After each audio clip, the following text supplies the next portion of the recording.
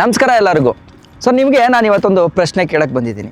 ಏನು ಅಂತಂದರೆ, ನಾವು ಯಾವ್ದಾದ್ರು ಒಂದು ಸೆಕೆಂಡ್ ಹ್ಯಾಂಡ್ ಬೈಕನ್ನ ತೊಗೋಬೇಕು ಅಂತ ಡಿಸೈಡ್ ಮಾಡಿದ್ಮೇಲೆ ಯೂಶ್ವಲಿ ನಾವೇನು ನೋಡ್ತೀವಿ? ಇಂಜಿನ್ ಕಂಡೀಷನ್ ಚೆನ್ನಾಗಿದೆಯಾ, ಗಾಡಿ ಅದ್ಭುತವಾಗಿದೆಯಾ, ಪೇಂಟಿಂಗ್ ಎಲ್ಲ ಚೆನ್ನಾಗಿದೆಯಾ, ಟೈರ್ ಕಂಡೀಷನ್ ಚೆನ್ನಾಗಿದೆಯಾ, ಈ ಥರದ್ದೆಲ್ಲ ನೋಡ್ತೀವಿ. ಆದರೆ ನಿಮಗೆ ಗೊತ್ತಾ, ನಾವು ಒಂದು ಗಾಡಿನ ತೊಗೋಬೇಕು ಅಂತ ಡಿಸೈಡ್ ಮಾಡಿದ್ಮೇಲೆ ಫಸ್ಟು ನೋಡಬೇಕಾಗಿರೋ ವಿಚಾರ ಇವ್ಯಾವುದೂ ಅಲ್ವೇ ಅಲ್ಲ. ಸಾಮಾನ್ಯವಾಗಿ ನಾವೆಲ್ಲರೂ ಕೂಡ ಮಾಡೋಂಥ ತಪ್ಪು ಇದೇನೆ. ಒಂದು ಗಾಡಿ ನೋಡ್ತಾ ಇದ್ದಂಗೆ ಗಾಡಿ ಶೈನ್ ಆಗಿದೆಯಾ, ಚೆನ್ನಾಗಿದೆಯಾ, ಇಷ್ಟಲ್ಲೇ ನೋಡ್ಬಿಟ್ಟು ಡಿಸೈಡ್ ಮಾಡ್ಬಿಡ್ತೀವಿ. ಆದರೆ ಆ ತಪ್ಪುಗಳೇನು ಅನ್ನೋದನ್ನು ನಾನಿವತ್ತು ನಿಮಗೆ ತಿಳಿಸ್ಕೊಡಕ್ಕೆ ಬಂದಿದ್ದೀನಿ. ಆ್ಯಂಡ್ ಜೊತೆಗೆ ನೀವೇನಾದರೂ ಸದ್ಯದಲ್ಲೇ ನಿಮ್ಮ ಹತ್ರ ಇರೋ ಬೈಕನ್ನು ಮಾರಬೇಕು ಅಂತ ಅಂದ್ಕೊಂಡಿದ್ರೆ, ಅಥವಾ ಒಂದು ಸೆಕೆಂಡ್ ಹ್ಯಾಂಡ್ ಬೈಕ್ನ ತಗೋಬೇಕು ಅಂತ ಅಂದ್ಕೊಂಡಿದ್ರೆ, ಈ ವಿಡಿಯೋ ಕಂಪ್ಲೀಟಾಗಿ ನಿಮಗೆ ಅಂತ ಇನ್ಫಾರ್ಮೇಟಿವ್ ಆಗಿರುತ್ತೆ.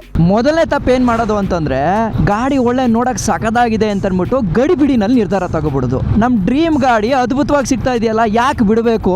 ಓನರು ಕೂಡ ಕಾನ್ಫಿಡೆಂಟಾಗಿ ಮಾತಾಡ್ತಾ ಇದ್ದಾರೆ ಅಂತಂದರೆ ಗಾಡೀಲಿ ಏನೂ ಪ್ರಾಬ್ಲಮ್ ಇರಲ್ಲ, ತಗೊಂಬಿಡೋಣ, ಇದಕ್ಕಿಂತ ಗಾಡಿ ಇನ್ನೊಂದು ಸಲ ಸಿಗಲ್ಲ ಅಂತ ಫಿಯರ್ ಆಫ್ ಮಿಸ್ಸಿಂಗ್ ಔಟ್ ಅನ್ನೋದು ಏನಿದೆಯೋ ಅದು ನಮ್ಗೆ ವರ್ಕ್ ಆಗಿಬಿಡುತ್ತೆ.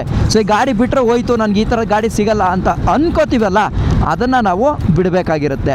ಎರಡನೇ ತಪ್ಪೇನು ಅಂತಂದರೆ, 10 ನಿಮಿಷದ ಒಂದು ಟೆಸ್ಟ್ ಡ್ರೈವ್ನ ಮಾಡಿಬಿಟ್ಟು ಪರ್ಫೆಕ್ಟ್ ಅಪ್ಪ ಗಾಡಿ ಅಂತ ನಮಗೆ ನಾವೇ ಅಚೀವ್ ಮಾಡ್ಕೊಳ್ಳೋದು. ಹಂಗಾದ್ರೆ ಈ ತಪ್ಪುಗಳನ್ನೆಲ್ಲ ಹೆಂಗೆ ನಾವು ಬ್ರೇಕ್ ಮಾಡಬೇಕು ಅಂತಂದರೆ, ನೋಡಿ, ಒಂದು ಕಾಲದಲ್ಲಿ ಬೈಕ್ ತೊಗೋಬೇಕು ಅಂತಂದರೆ ಒಬ್ರು ಏಜೆಂಟ್ ಬೇಕೇ ಬೇಕಿತ್ತು, ಅಥವಾ ನಮ್ಗೆ ಗೊತ್ತಿರೋರ ಮುಖಾಂತರ ಹೋದರೆ ಮಾತ್ರ ನಮಗೊಂದು ಒಳ್ಳೆ ಗಾಡಿ ಸಿಗ್ತಿತ್ತು ಅನ್ನೋದೊಂದು ಥಾಟ್ ಇತ್ತು.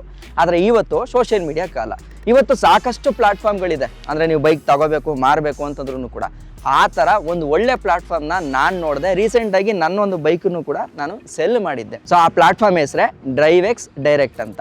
ಸೊ ಇದರಲ್ಲಿ ಏನು ಅಂತಂದರೆ, ನೀವು ಜಸ್ಟ್ ಫೋಟೋ ಅಪ್ಲೋಡ್ ಮಾಡಿ, ಕಸ್ಟಮರ್ ನೀವು ನೋಡ್ಕೊಳ್ಳಿ, ಸೆಲ್ಲರ್ ನೀವು ಜಸ್ಟ್ ಫೋಟೋ ಅಪ್ಲೋಡ್ ಮಾಡಿ, ಆ ಥರ ಕಾನ್ಸೆಪ್ಟ್ ಅಲ್ಲ. ಬದಲಾಗಿ ಒಬ್ಬ ವೆರಿಫೈಡ್ ಸೆಲ್ಲರನ್ನು ಇವರು ಕನೆಕ್ಟ್ ಮಾಡಿಕೊಡ್ತಾರೆ ಒಬ್ಬ ನಿಜವಾಗ್ಲೂ ಬೈಕ್ ತಗೋಬೇಕು ಅನ್ನೋ ಕಸ್ಟಮರ್ಗೆ. ಹೆಂಗೆ ಅಂತಂದರೆ, ಒಬ್ಬ ಸೆಲ್ಲರು ತನ್ನ ಗಾಡಿನ ನಾನು ಹಿಂಗೆ ಪೋಸ್ಟ್ ಹಾಕಿದ್ದೀನಿ ಅಂತ ಅಂದಿದ ತಕ್ಷಣ ಅವ್ರ ಟೀಮ್ ಅವ್ರು ಬಂದು ಗಾಡಿನ ನೀಟಾಗಿ ತರೋವಾಗಿ ಚೆಕ್ ಮಾಡಿ ಒಂದು ಇನ್ಸ್ಪೆಕ್ಷನ್ ರಿಪೋರ್ಟ್ನ ಹಾಕಿರ್ತಾರೆ.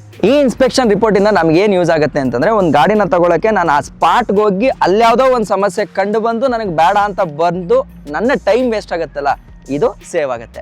ಅದಲ್ಲದೆ ಈ RC ಟ್ರಾನ್ಸ್ಫರ್ ಅನ್ನೋದು ಏನಿರುತ್ತೋ ಅದನ್ನು ಕೂಡ ಡ್ರೈವೆಕ್ಸ್ ಟೀಮ್ ಅವರೇ ನಮಗೆ ಖುದ್ದು ಮಾಡಿಸ್ಕೊಡ್ತಾರೆ. ಯಾಕೆ ಅಂತಂದರೆ, ನಾವು RTO ಹೋಗಿ ನಿಂತ್ಕೊಂಡು ಓನರ್ಶಿಪ್ ಚೇಂಜ್ ಮಾಡ್ಸೋಕ್ಕೆ ಅದಕ್ಕೆಲ್ಲೂ ಕೂಡ ಓದಾಡೋಕ್ಕಾಗಲ್ಲ. ಅದಲ್ಲದೆ ನಾವೇನಾದರೂ ಗಾಡಿನ ಫೈನಾನ್ಸಲ್ಲಿ ತಗೋತೀವಿ ಅಥವಾ ಲೋನಲ್ಲಿ ತಗೋತೀವಿ ಅಂತಂದರೆ ಆ ಲೋನ್ ಅಸಿಸ್ಟೆನ್ಸನ್ನು ಕೂಡ ಇವರು ಮಾಡಿಕೊಡ್ತಾರೆ. ಫೈನಲಿ ನನ್ನ ಸಜೆಷನ್ ಏನು ಅಂತಂದರೆ, ಒಂದು ಗಾಡಿನ ತಗೋಬೇಕು ಅಂತಂದರೆ ಅರ್ಜೆಂಟಾಗೂ ತಗೋಬೇಡಿ, ಅಥವಾ ನೀವು ಮಾರ್ತಾ ಇದ್ದೀರಾ ಅಂತಂದರೆ ತುರ್ತಾಗೂ ಕೂಡ ಮಾರಕ್ಕೆ ಹೋಗ್ಬೇಡಿ. ಬದಲಾಗಿ ಅದರ ಡಾಕ್ಯುಮೆಂಟೇಷನ್ಗಳನ್ನ ನೀಟಾಗಿ ಚೆಕ್ ಮಾಡಿ, ಎಲ್ಲನೂ ವಿಚಾರಿಸ್ಬಿಟ್ಟು ಒಂದು ಒಳ್ಳೆ ಗಾಡಿನ ತಗೊಳ್ಳಿ. ನೀವು ಒಂದು ಡ್ರೀಮ್ ಗಾಡಿನ ನಾನು ಸೆಕೆಂಡ್ ಹ್ಯಾಂಡಲ್ಲಿ ತಗೋಬೇಕು ಅಂತಂದಾಗ ತುಂಬ ಕೇರ್ಫುಲ್ ಆಗಿರಬೇಕು.